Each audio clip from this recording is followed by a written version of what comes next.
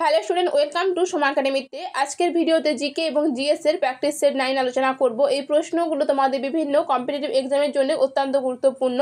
তোমরা অবশ্যই ভিডিওটি প্রথম থেকে শেষ পর্যন্ত দেখো এবং উত্তরগুলো দেওয়ার চেষ্টা করো। তাহলে চলো শুরু করা যাক।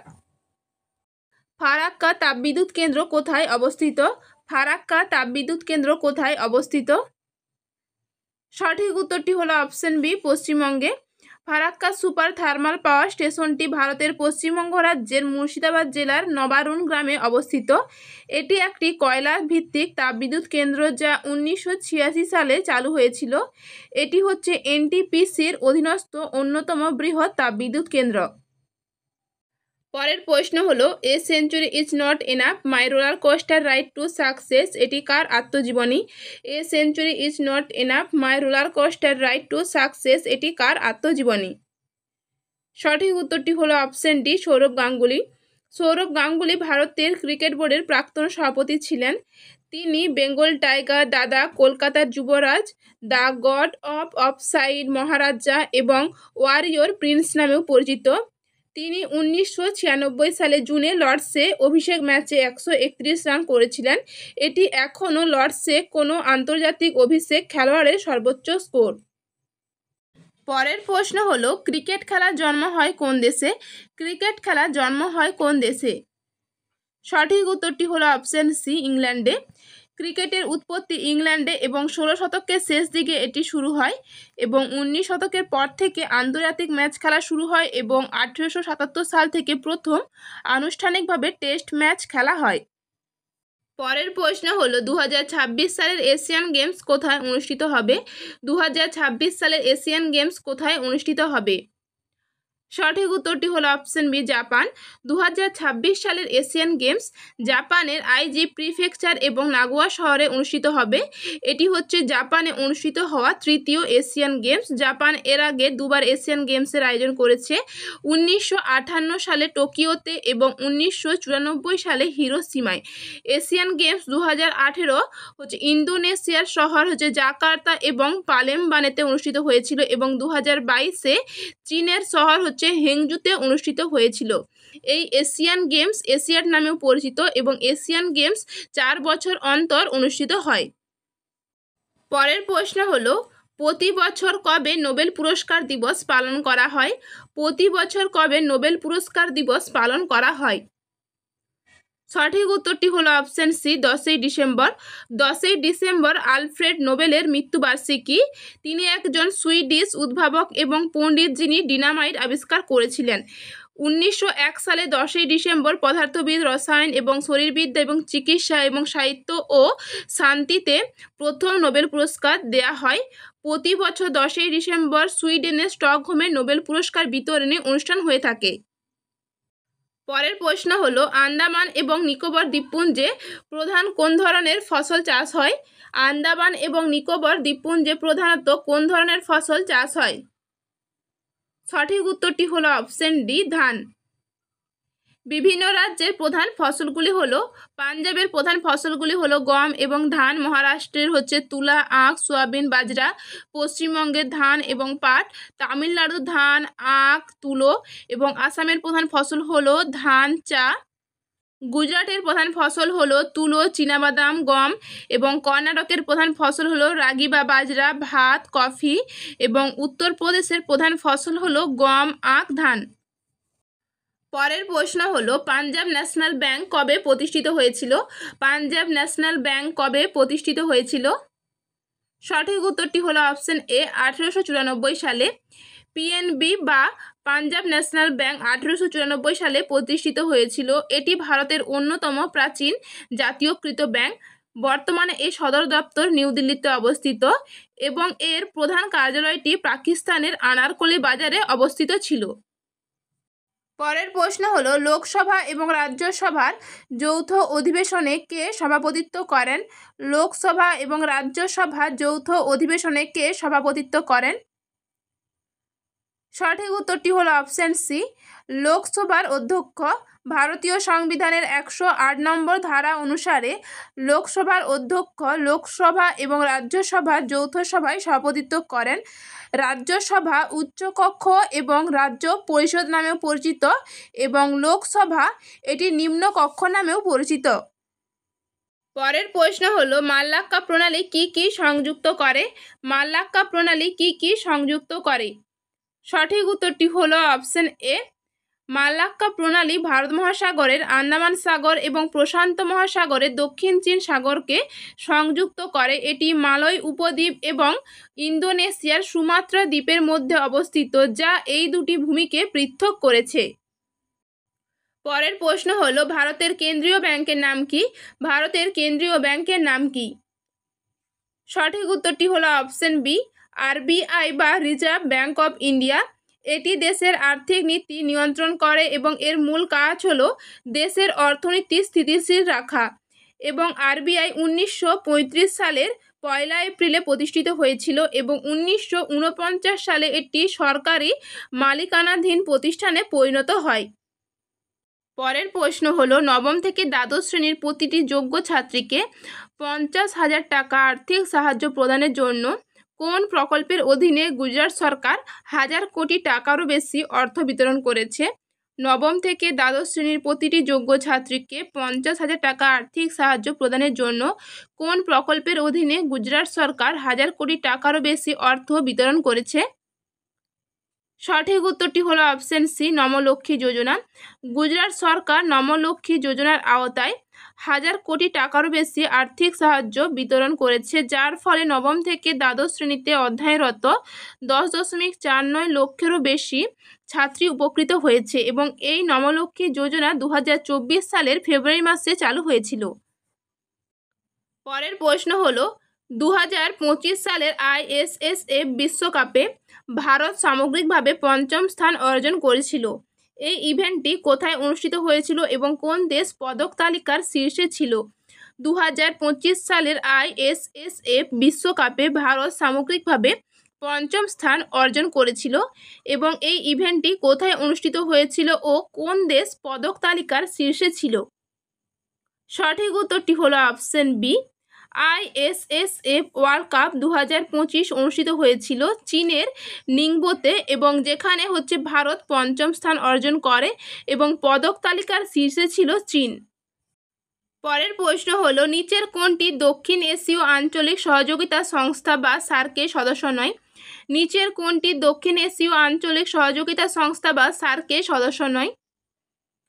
সঠিক উত্তরটি হলো অপশন এ, মায়ানমার। সার্ক প্রতিষ্ঠিত হয়েছিল 1985 সালে ঢাকায় প্রথম সম্মেলনের মাধ্যমে। সার্কের সদস্য রাষ্ট্রগুলি হলো বাংলাদেশ, ভারত, পাকিস্তান, শ্রীলঙ্কা, ভুটান, নেপাল এবং মালদ্বীপ। পরবর্তীতে আফগানিস্তান 2007 সালে সার্কের সদস্যপদ লাভ করে এবং এখন বর্তমানে 8টি সদস্য রাষ্ট্র নিয়ে এই সার্ক সংস্থাটি গঠিত। এবং এই সদস্য রাষ্ট্রগুলির সহজভাবে মনে রাখার উপায় হলো MBBS পেন। এম দিয়ে মালদ্বীপ, বি দিয়ে ভুটান এবং বি দিয়ে বাংলাদেশ, এস দিয়ে শ্রীলঙ্কা এবং পেনের পি দিয়ে পাকিস্তান, এ দিয়ে আফগানিস্তান এবং আই দিয়ে ইন্ডিয়া এবং এন দিয়ে নেপাল। পরের প্রশ্ন হলো সর্বাপেক্ষা নিম্ন নিষ্ক্রিয় গ্যাস কোনটি? সর্বাপেক্ষা নিম্ন নিষ্ক্রিয় গ্যাস কোনটি? সঠিক উত্তরটি হলো অপশন এ, হিলিয়াম। হিলিয়াম সর্বাপেক্ষা নিম্ন নিষ্ক্রিয় হওয়ার কারণ হলো হিলিয়ামের ইলেকট্রন শক্তিস্তর অত্যন্ত স্থিতিশীল, যার কারণে এটি অন্য কোনো মৌলের সাথে বিক্রিয়া করে না। পরের প্রশ্ন হলো কোন ধাতু সর্বোত্তম তড়িৎ পরিবাহী? কোন ধাতু সর্বোত্তম তড়িৎ পরিবাহী? সঠিক উত্তরটি হলো অপশন বি, রূপো। রূপো সর্বোত্তম তড়িৎ পরিবাহী কারণ এর পারমাণবিক কাঠামো এমনভাবে ইলেকট্রনগুলোকে সহজে চলাচল করতে দেয় যা অন্যান্য ধাতুর তুলনায় অনেক বেশি এবং এর উচ্চ পরিবাহিতা এবং স্থিতিশীলতার কারণে এটি ইলেকট্রনিক্স এবং টেলিযোগাযোগ শিল্পে ব্যবহৃত হয়ে থাকে। পরের প্রশ্ন হলো ব্যাবিলনের ঝুলন্ত উদ্যান কোন প্রাচীন সংস্কৃতির সাথে সম্পর্কিত? ব্যাবিলনের ঝুলন্ত উদ্যান কোন প্রাচীন সংস্কৃতির সাথে সম্পর্কিত? সঠিক উত্তরটি হলো অপশন সি, মেসোপটেমিয়া। এটি একটি ঐতিহাসিক প্রকৌশল কীর্তি যা প্রাচীন বিশ্বের 7টি আশ্চর্যের মধ্যে একটি এবং মেসোপটেমীয় সভ্যতার একটি গুরুত্বপূর্ণ অংশ হিসেবে বিবেচিত হয়। পরের প্রশ্ন হলো রেকটিফাইড স্পিরিট কি? রেকটিফাইড স্পিরিট কি?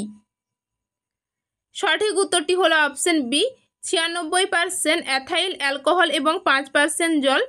রেকটিফাইড স্পিরিটের মূল কাজ হলো এটি একটি উচ্চ ঘনত্বের অ্যালকোহল যা ঔষধি দ্রাবক, গৃহস্থালী দ্রাবক এবং অ্যান্টিসেপটিক হিসাবে ব্যবহৃত হয়।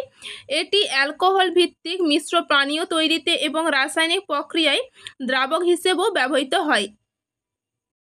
পরের প্রশ্ন হলো স্থায়ী বন্দোবস্ত কে প্রবর্তন করেছিলেন? স্থায়ী বন্দোবস্ত কে প্রবর্তন করেছিলেন?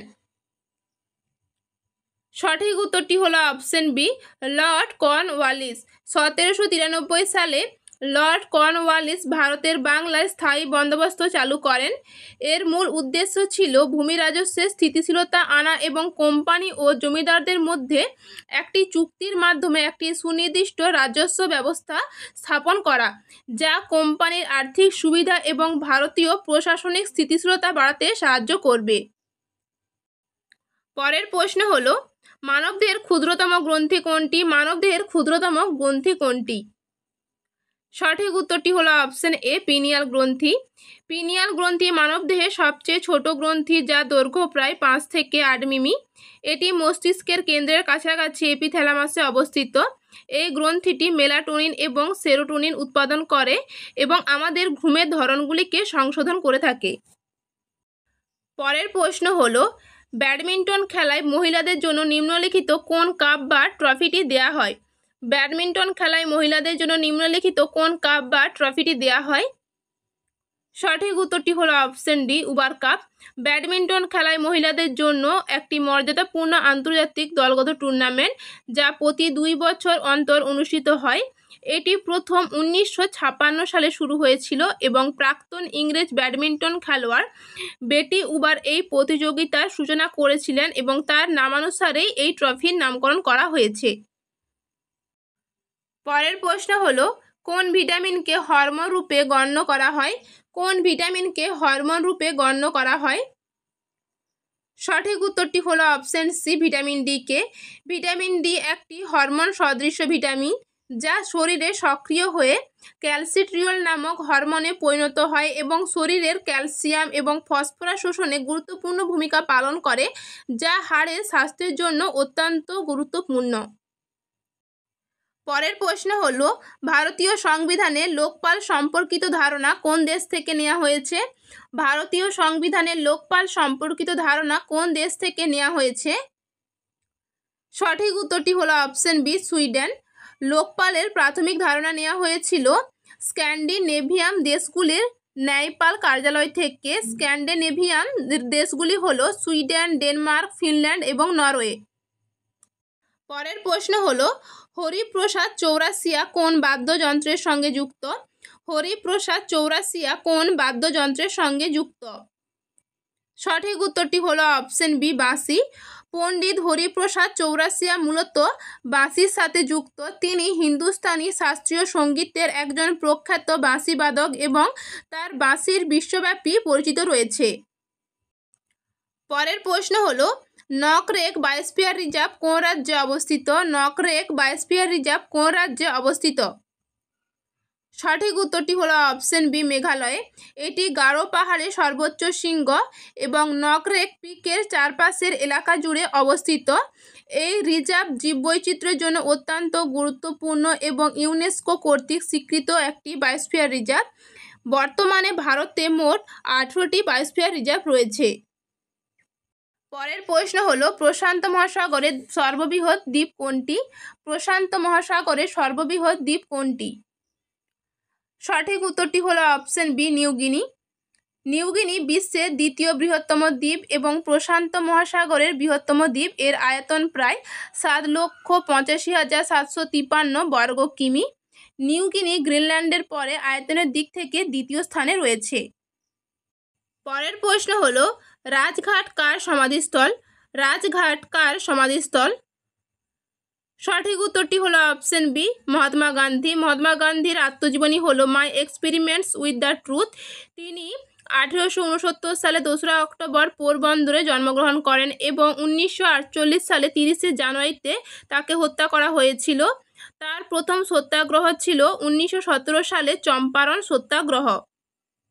কয়েকটি গুরুত্বপূর্ণ সমাধিস্থলের তালিকা হলো চৈতন্যভূমি। চৈতন্যভূমি হচ্ছে বি.আর. আম্বেদকরের সমাধিস্থল। বিজয়ঘাট হলো লাল বাহাদুর শাস্ত্রীর সমাধিস্থল। শক্তিস্থল হলো ইন্দিরা গান্ধীর সমাধিস্থল। কিষান ঘাট হলো চরণ সিংয়ের সমাধিস্থল এবং বীরভূমি হলো রাজীব গান্ধীর সমাধিস্থল এবং শান্তিবন হলো জওহরলাল নেহেরুর সমাধিস্থল। পরের প্রশ্ন হলো কুড়ি থেকে ফুল ফোটা কী ধরনের চলন? কুড়ি থেকে ফুল ফোটা কী ধরনের চলন? সঠিক উত্তরটি হলো অপশন বি, ন্যাস্টিক চলন, যেখানে উদ্ভিদের কুড়ির পরিবর্তনশীলতা নির্দিষ্ট উদ্দীপকের উপর নির্ভর করে না, বরং অভ্যন্তরীণ হরমোনের প্রভাবে ঘটে থাকে। এটি একটি নির্দিষ্ট দিকে চালিত হওয়া ট্রপিক চলন নয়, বরং এটি একটি অনিয়মিত এবং অনির্দিষ্ট চলন। পরের প্রশ্ন হলো ফুসফুসের বায়ু কোন যন্ত্রের সাহায্যে মাপা হয়? ফুসফুসের বায়ু কোন যন্ত্রের সাহায্যে মাপা হয়? তো ডিয়ার স্টুডেন্ট, ভিডিওটি ভালো লাগলে অবশ্যই লাইক করে দিও এবং চ্যানেলে নতুন হলে চ্যানেলটি সাবস্ক্রাইব করে পাশে থেকো এবং কমেন্টে জানিও কতগুলো প্রশ্নের উত্তর দিতে পারলে। সঠিক উত্তরটি হলো অপশন সি, স্পাইরোমিটার। এই যন্ত্রটি ফুসফুস দ্বারা গৃহীত এবং নির্গত বায়ুর পরিমাপ এবং গতি পরিমাপ করে ফুসফুসের কার্যকারিতা পরীক্ষা করে।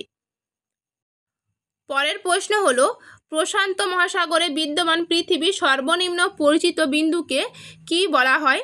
প্রশান্ত মহাসাগরে বিদ্যমান পৃথিবীর সর্বনিম্ন পরিচিত বিন্দুকে কি বলা হয়? সঠিক উত্তরটি হলো অপশন ডি, চ্যালেঞ্জার ডিপ। এটি মারিয়ানা ট্রেঞ্চের মধ্যে অবস্থিত এবং পৃথিবীর সমুদ্রপৃষ্ঠের সবচেয়ে গভীরতম স্থান হিসেবে পরিচিত এবং চ্যালেঞ্জার ডিপের গভীরতা হলো প্রায় 10,928 মিটার এবং মারিয়ানা ট্রেঞ্চ হলো গভীর খাদের একটি গ্লোবাল নেটওয়ার্কের অংশ যা সমুদ্রের তল জুড়ে রয়েছে।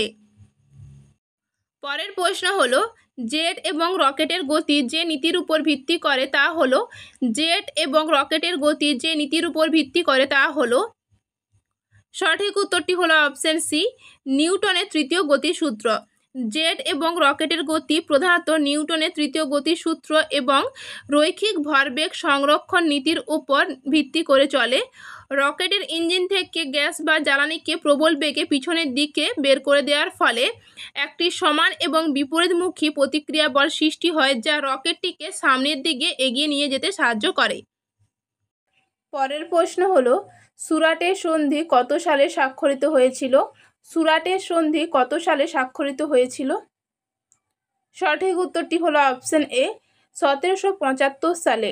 সুরাটের সন্ধি 1775 সালে মারাঠা সাম্রাজ্যের দাবিদার রঘুনাথ রাও এবং ব্রিটিশ ইস্ট ইন্ডিয়া কোম্পানির মধ্যে স্বাক্ষরিত হয়।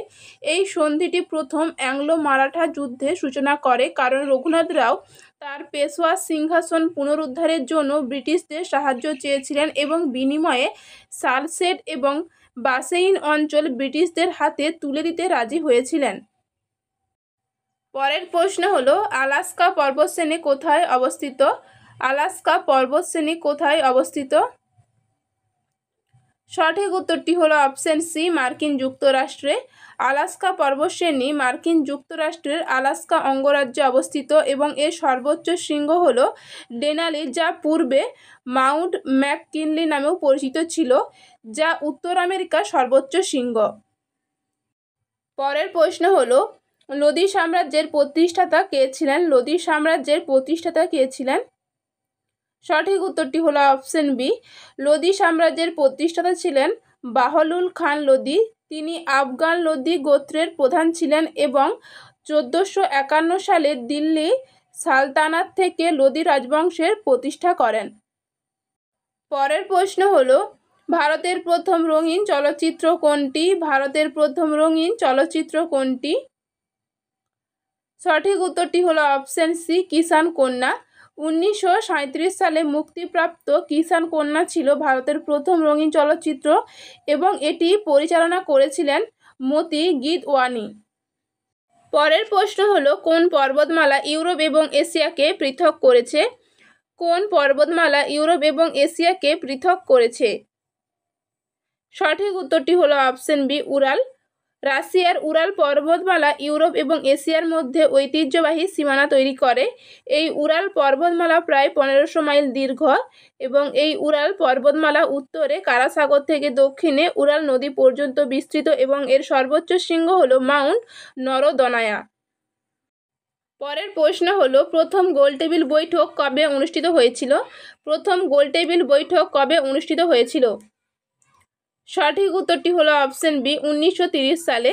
প্রথম গোলটেবিল বৈঠক 1930 সালে 12ই নভেম্বর লন্ডনে শুরু হয়েছিল এবং 1931 সালের 19শে জানুয়ারি পর্যন্ত চলেছিল।